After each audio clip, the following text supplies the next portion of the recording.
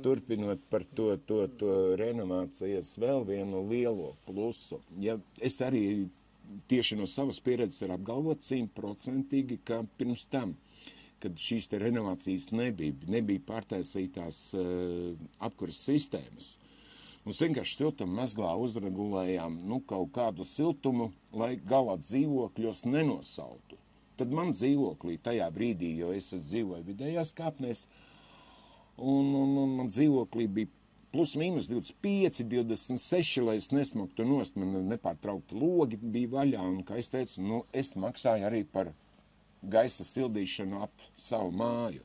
Tagad man šīs iespējas ir iedotas, es varu kaut kā 18 grādos plus 18 dzīvot, jā.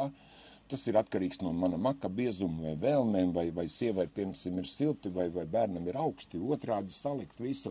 Šīs regulēšanas iespējas īstenībā ir milzīgs ieguvums, jo tu pats esi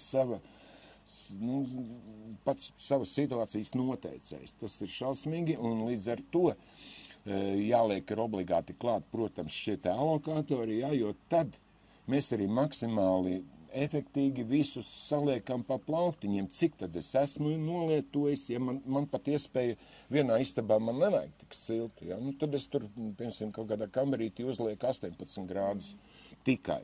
Kaut gan mums ir kopsapulcē nolēmts, ka mums nevienā dzīvoklī, nevienā istabā nedrīkst būt mazāk pa 18 grādiem. Mums ir lēmums, ko mēs visi vienbalstīgi pieņēmām, jo pretējā gadījumā mitruma koeficients paliek bišķu lielāks un nedodies sākās pelējumi.